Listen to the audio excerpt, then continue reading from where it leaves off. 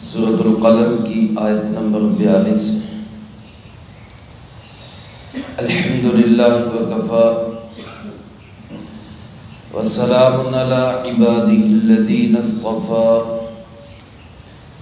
خصوصا علی سید الرسل وخاتم الانبیاء وعلی آلہ واصحابہ الاتقیاء۔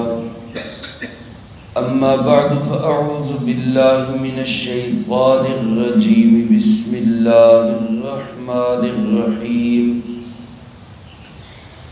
یوم یکشف عن ساق ویدعون الی السجود فلا یستطیعون خاشعة ابصارهم ترهقهم ذلہ وقد كانوا يدعون إلى السجود وهم سالمون فذرني ومن يكذب بهذا الحديث سنستدرجهم من حيث لا يعلمون وأملي لهم إن كيدي متين أم تسألهم أجرا فهم من مغرم مثقلون ام عندهم الغیب فهم یکتبون۔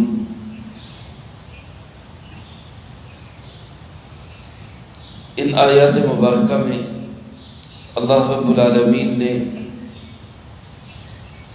قیامت کے دن کے کچھ احوال کو بیان فرمایا ہے، اور پھر آخر میں جناب محمد کریم صلی اللہ علیہ وآلہ وسلم کو مخاطب کرتے ہوئے کفار کو ان کے حال پہ چھوڑ دینے کا حکم دیا ہے، اور آپ کی رسالت اور عظمت کو اللہ رب العالمین نے دوبارہ یہاں بیان فرمایا ہے۔ اس سے پہلی آیات مبارکہ میں یہ بات واضح کر دی گئی کہ قیامت کا آنا یقینی ہے۔ اللہ رب العالمین نے بھی اس کی خبر دی، جناب محمد کریم صلی اللہ علیہ وآلہ وسلم نے بھی اس کی خبر دی، اور عقل کا تقاضا بھی ہے کہ قیامت آئے، تاکہ کوئی دن تو ایسا ہو جس میں ہر ظالم کو اس کے ظلموں کا بدلہ ملے اور ہر مظلوم کی داد رسی ہو۔ اور وہ دن قیامت کا دن ہوگا جس دن انصاف کا ترازو اللہ رب العالمین کے قبضے میں ہوگا۔ بہرحال جب قیامت کا آنا یقینی ہے، ضروری ہے، لازمی ہے، عقل کا بھی تقاضا ہے، تو پھر اس دن حالات کیا ہوں گے، اس کی چند ایک جھلکیاں اللہ پاک نے پیش کی۔ فرمایا یوم یکشف عن ساق، جس دن پنڈلی کو کھولا جائے گا، وَيُدْعَوْنَ إِلَى السُّجُودِ، اور یہ لوگ سجدوں کی طرف بلائے جائیں گے، فَلَا يَسْتَطِيعُونَ، تو ان کے اندر ہمت نہیں ہوگی، یہ سجدہ کر نہیں سکیں گے، رب کے سامنے جھک نہیں سکیں گے۔ خاشعۃ ابصارہم، ان کی آنکھیں شرم کے مارے جھکی ہوں گی، ترہقہم ذلہ، اور ان کے چہروں پہ ذلت و رسوائی چھائی ہوگی۔ وقد كانوا يدعون الى السجود، جبکہ یہ لوگ دنیا میں بھی سجدوں کی طرف بلائے جاتے تھے، وہم سالمون، اور یہ تندرست صحت مند سلامتی والے ہوتے پھر بھی سجدہ نہیں کیا کرتے تھے۔ یہ حالت اللہ پاک نے بیان فرمائی ان لوگوں کی جو اللہ کے نافرمان ہیں، اللہ رب العالمین کے احکامات کو توڑنے والے ہیں، رب العالمین کے نظام کو قبول کرنے والے نہیں ہیں۔ یہاں یہ لفظ آیا کہ جس دن پنڈلی کھولی جائے گی، اس سے کیا مراد ہے؟ بعض علماء نے تو اس کے حقیقی معنی مراد لیے، مفسرین کرام رحمہم اللہ نے لکھا ہے کہ واقعتاً اللہ رب العالمین اپنی پنڈلی کو کھولیں گے، جیسے انسان کی پنڈلی ہے، اسی طرح اللہ رب العالمین کے لیے یہ لفظ پنڈلی کا استعمال کیا گیا، لیکن اس کی حقیقت کیا ہے؟ یہ کیسی پنڈلی ہے، اس کا خد و خال کیا ہے، یہ ہماری سمجھ سے بالاتر ہے۔ یہ ایسے ہی ہے جیسے قرآن کریم میں اللہ رب العالمین کے لیے ہاتھ کے لفظ کا ذکر ہے، ید اللہ فوق ایدیہم، اللہ کا ہاتھ ان بیعت کرنے والوں کے ہاتھ کے اوپر ہے۔ قرآن کریم میں اللہ رب العالمین کے لیے چہرے کا ذکر آیا، وَيَبْقَى وَجْهُ رَبِّكَ ذُو الْجَلَالِ وَالْإِكْرَامِ، تیرے رب کا چہرہ باقی رہے گا۔ قرآن کریم کے اندر ہی اللہ رب العالمین کے لیے عرش پہ بیٹھ جانے کا ذکر آیا، استوى علی العرش، اللہ عرش پہ بیٹھ گئے۔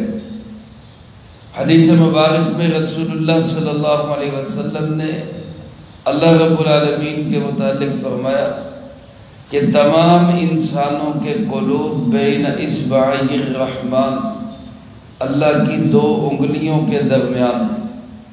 تو آپ صلی اللہ علیہ وسلم نے اللہ رب العالمین کے لیے 2 انگلیوں کا ذکر کیا۔ اسی طرح ایک حدیث پاک میں اللہ رب العالمین کے لیے قدم کا ذکر ہے، جہنم وہ بھرے گی نہیں تو اللہ پاک اس پہ اپنا قدم رکھیں گے، جس سے وہ جہنم کہے گی بس بس میں پر ہو گئی۔ تو یہ جتنے اعضاء کا ذکر ہے اللہ رب العالمین کے لیے، ان کے متعلق محدثین و مفسرین کرام رحمہم اللہ وہ کیا فرماتے ہیں؟ وہ فرماتے ہیں کہ ان پہ ایمان لانا ضروری ہے۔ جب حدیث میں آ گیا، قرآن کریم میں آ گیا تو ہمارا ایمان ہے کہ یہ سب کچھ ہے، لیکن کیسا ہے، اس کی حقیقت کیا ہے، اس کی کیفیت کیا ہے، اس کو ہم نہیں جانتے، اللہ بہتر جانتے ہیں۔ کما یلیق بشانہ، جیسے اللہ کی شان کے لائق ہے۔ جیسے امام مالک رحمۃ اللہ علیہ سے کسی نے سوال کیا کہ استوى علی العرش، اللہ عرش پہ مستوی ہو گئے، اللہ عرش پہ بیٹھ گئے، اس کا مطلب کیا ہے؟ تو امام مالک رحمۃ اللہ علیہ نے کیا فرمایا کہ استوى معلوم، استوا کا معنی معلوم ہے، والکیف مجہول، اور اس کی کیفیت کیا ہے وہ مجہول ہے، وہ پتہ نہیں ہے کیا ہے۔ والسؤال عنہ بدعۃ، اور فرمایا کہ اس کے متعلق سوال کرنا یہ بھی بدعت ہے، ضرورت ہی نہیں ہے، بس ٹھیک ہے اس پہ ایمان لائے۔ والایمان علیہ مطلوب، اور اس پہ ایمان لانا یہ ضروری ہے بس۔ تو یہاں بھی اسی طرح ہم اس پہ ایمان رکھیں گے کہ اللہ اپنی پنڈلی سے کپڑا ہٹائیں گے، اللہ اپنے پنڈلی سے حجاب ہٹائیں گے، لیکن اس کی کیفیت کیا ہوگی یہ اس کو ہم نہیں جانتے۔ کما یلیق بشانہ، جیسے اللہ کی شان کے لائق۔ دوسرے بعض مفسرین کرام رحمہم اللہ فرماتے ہیں کہ اس سے حقیقی معنی مراد نہیں بلکہ مجازی معنی مراد ہے۔ مجازی معنی کا مطلب یہ کہ ایک معنی تو بعض حضرات نے یہ بیان کیا کہ جب کسی کام میں شدت آ جاتی ہے، تیزی آ جاتی ہے، سختی آ جاتی ہے، تو پھر انسان اپنی پنڈلیاں ننگی کر لیتا ہے۔ دنیا کے اندر بھی ہم دیکھیں جب کوئی کام سخت کام آ جائے تو بندے بازو بھی اوپر اٹھا لیتے ہیں، شلوار بھی اوپر کر لیتے ہیں، مطلب کیا کہ اب اس کام کے لیے ہم تیار ہو گئے۔ تو یہاں بھی مطلب یہ ہے کہ جس دن قیامت کی سختی آ جائے گی۔ عربی کے محاورہ بھی ہے کہ جنگ نے اپنی پنڈلیاں ننگی کر لی۔ جب جنگ سخت ہو جاتی ہے تو کہتے ہیں جنگ نے اپنی پنڈلیاں ننگی کر لی۔ تو مطلب اس سے مراد قیامت کی شدت اور سختی ہے۔ اور ایک مطلب امام شاہ ولی اللہ رحمۃ اللہ علیہ یہ بیان فرماتے ہیں کہ اس سے مراد یہ ہے کہ اللہ کے نور کی کوئی خاص تجلی، کوئی خاص لاٹ جو ہے، اللہ اپنے نور کسی خاص جگہ پہ ڈالیں گے، اس تجلی کا یہ اثر ہوگا کہ میدان حشر میں کھڑے جتنے لوگ ہوں گے وہ سب سجدے میں گر پڑے، لیکن فرمایا کہ سوائے دو آدمیوں کو وہاں سجدے کی توفیق نہیں ہوگی۔ ایک وہ آدمی جو دنیا میں ریاکاری سے نماز پڑھتا ہوگا، لوگوں کو دکھانے کے لیے، لوگ کہیں کہ جی بڑا نمازی ہے، ریاکار ہے، یہ ریاکار قیامت کے دن سجدے سے محروم رہے گا۔ اور دوسرا منافق، جو منافقت کی وجہ سے نماز پڑھتا ہے۔ رسول اللہ صلی اللہ علیہ وسلم کے زمانے میں جب حقیقی منافق تھے تو وہ نمازوں میں آپ کے ساتھ شریک ہوتے، جماعت میں شامل ہوتے، لیکن اللہ پاک نے ان کے متعلق فرمایا اذا قاموا الى الصلاة قاموا كسالى، یہ منافق لوگ جب نماز کے لیے اٹھتے ہیں تو سستی کے ساتھ، بڑی بے توجہی کے ساتھ اور دل کے بوجھ کے ساتھ، جیسے وہ کہتے ہیں نہیں پڑھنی پہنی ہونا، یہ منافقوں کی حالت ہے۔ فرمایا کہ جو ریاکار اور منافق لوگ ہوں گے وہ اس تجلی کو دیکھ کر بھی فلا یستطیعون، وہ سجدہ نہیں کر سکے۔ اب اسی سے اندازہ کر لیں کہ جو انسان پڑھتا ہے لیکن ریاکاری کے لیے پڑھتا ہے، جو انسان پڑھتا ہے لیکن منافقت کے طور پہ پڑھتا ہے، وہ اس دن سجدہ نہیں کر سکے گا، تو جو انسان پڑھتا ہی نہیں ہے اس کی حالت کیا ہوگی؟ وہ چاہے مسلمان ہو چاہے کافر ہو، جو نماز ہی نہیں پڑھتا تو وہ قیامت کے دن کیسے اللہ کی تجلی کو دیکھ کے سجدہ کر سکے گا؟ اس لیے میرے عزیز دوستو، میرے بھائیوں، ہمیں نمازوں کی عادت بنانی چاہیے۔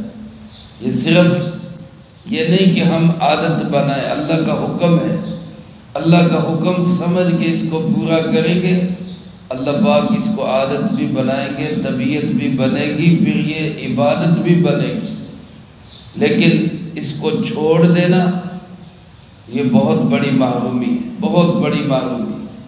اس دن جب اللہ کے نور کی تجلی پڑے گی جس کو دیکھ کے ہر انسان سجدہ کرنا چاہے گا، تو جس انسان نے دنیا میں اللہ کو سجدہ نہیں کیا، نماز نہیں پڑھی، اللہ کے سامنے نہیں جھکا، یا جھکا تو ریاکاری کے طور پہ، منافقت کے طور پہ، وہ یاد رکھیں وہ قیامت کے دن اللہ کے سامنے سجدہ نہیں کر سکے۔ اللہ پاک ہم سب کی اس حالت سے حفاظت فرمائے۔ تو اللہ پاک فرماتے کہ یدعون الی السجود، اس وقت جب نور کی تجلی پڑے گی اور ان کو سجدوں کی طرف بلایا جائے گا تو فلا یستطیعون، یہ سجدہ کر نہیں سکے گے۔ آج اپنی اولاد کو، اپنے نوجوانوں کو، اپنے بچوں کو ہم کسی بھی طرح سے کھینچ کے، ڈانٹ کے، منت کر کے، لالچ دے کے، ڈراوا دے کے، کسی بھی طرح ان کو نماز پہ لائیں، مسجد میں لائیں، یہ ان کے حق میں بہتر ہے، بجائے اس کے کہ اولاد پہ ترس کھا کے کہ یہ تھکا رہا ہے، رات کو دیر تک کام کرتا رہا، اب اس کو جو ہے نیند آئی ہے تو اس کو سونے دیں۔ یہ اولاد کے ساتھ محبت نہیں بلکہ اولاد کے ساتھ دشمنی اور عداوت ہے۔ لہذا جیسے کیسے بھی کھینچ تان کے ان کو نماز پہ لانا چاہیے۔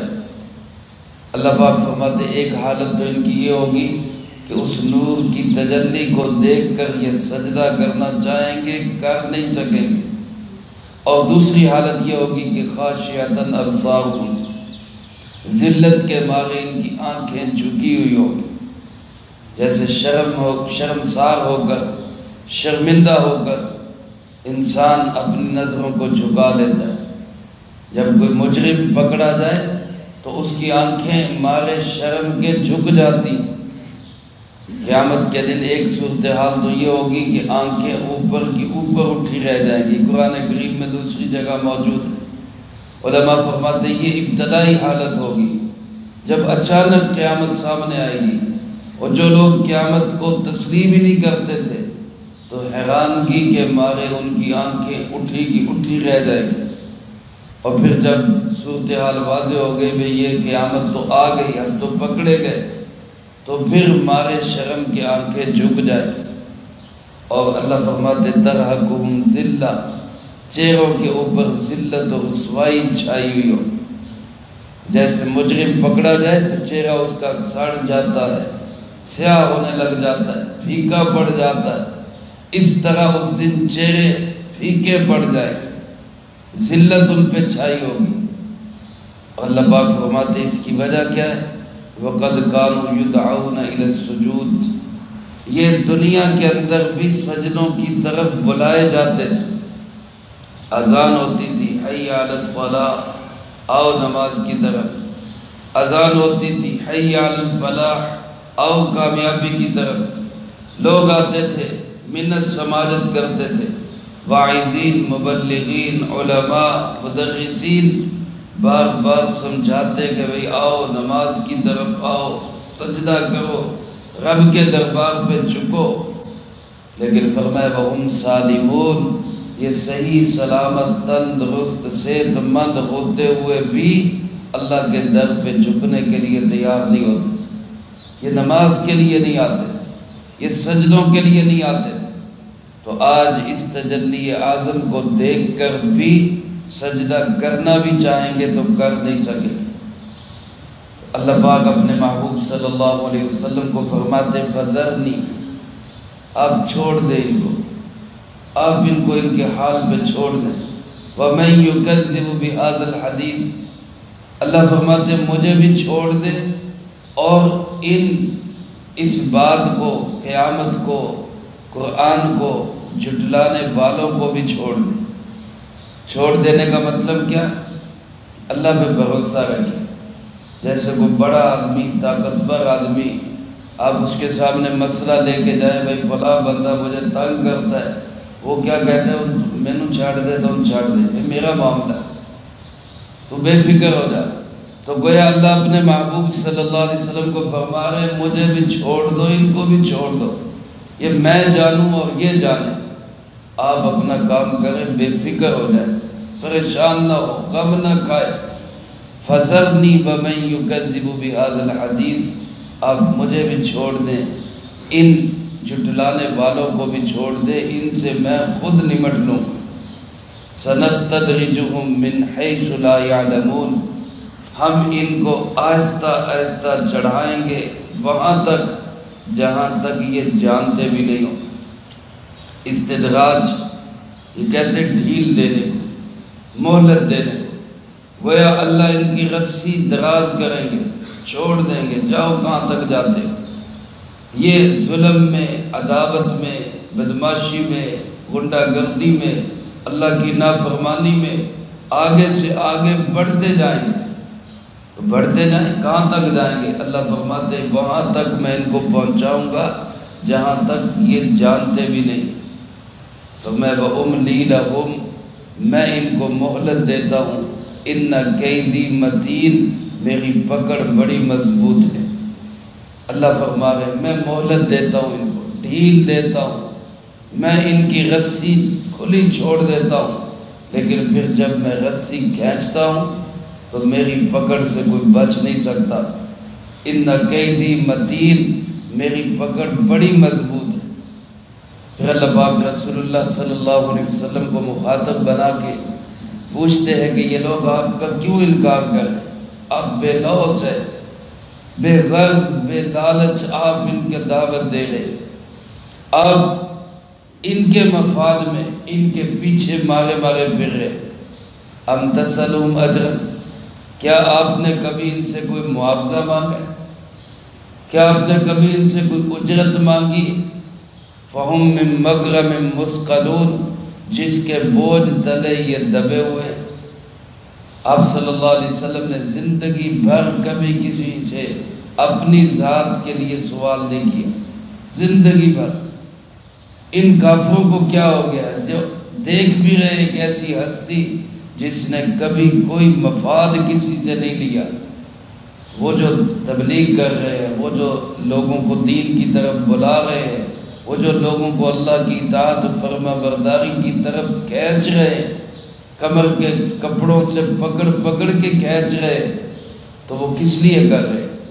ان کا کوئی اپنا مفاد ہے، وہ کوئی تم سے معاوضہ لینا چاہتے ہیں، اجرت مانگتے ہیں، کچھ بھی نہیں، بے غرض بے لوث دعوت تمہارے فائدے کے لیے تمہیں دے رہے ہیں، پھر یہ کیوں تسلیم نہیں کرتے؟ پھر یہ اللہ کا پیغام کیوں نہیں مانتے؟ کیا ان کو نبی کی ضرورت نہیں؟ کیا ان کو کسی پیغام پہنچانے والے کی ضرورت نہیں؟ ام عندہم الغیب، کیا خود یہ غیب جانتے ہیں؟ فہم یکتبون، اور اس کو یہ لکھ لیتے ہیں کہ جناب ہمارے پاس تو اپنی شریعت، ہمارے پاس تو اپنا نظام، ہمارے پاس تو خود وحی، ہمیں کسی نبی کی ضرورت نہیں۔ کیا یہ لوگ ایسے ہیں؟ ہر انسان دنیا کے اندر اس کا گزارا نہیں اللہ کے نبی جناب محمد کریم صلی اللہ علیہ وسلم کے بغیر۔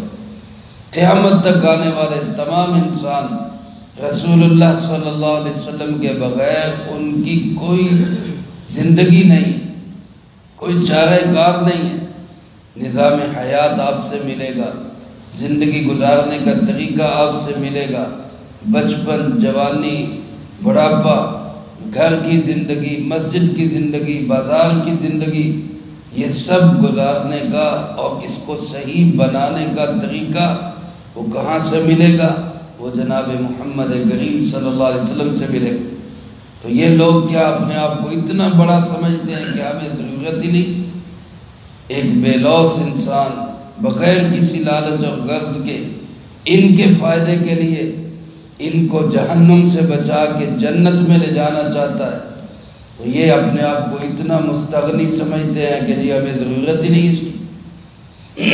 آپ صلی اللہ علیہ وسلم کو تسلی دیتے ہوئے اللہ پاک نے مزید آگے اسی سلسلے کو جاری رکھا، اس کا تذکرہ اگلی آیات میں آئے گا۔ اللہ پاک سے دعا ہے اللہ مجھے آپ کو سب کو قرآن و سنت کی صحیح سمجھ نصیب فرمائے، جو کہا سنا اس کو زندگی میں لا کے دوسروں تک پہنچانے کی توفیق عطا فرمائے۔ آخر میں پھر گزارش یہی ہے میرے عزیز دوستو کہ نماز بڑی اہم چیز ہے۔ دیکھیں سجدوں کی طرف دنیا میں جو صحیح سلامت ہو کر نہیں آئیں گے وہ قیامت کے دن بھی رب کے سامنے سجدہ نہیں کر سکیں۔ اس لیے اپنی نسلوں کو جیسے بھی ہو سکے اپنے بچوں کو، بھائیوں کو کھینچ تان کے نماز پہ ضرور لائیں۔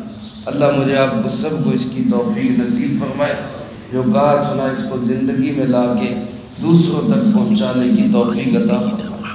اللہم انت السلام و منک السلام، تبارکت ربنا و تعالیت یا ذا الجلال والاکرام۔ اللہم اعنا علی ذکرک و شکرک و حسن عبادتک، اللہم احسن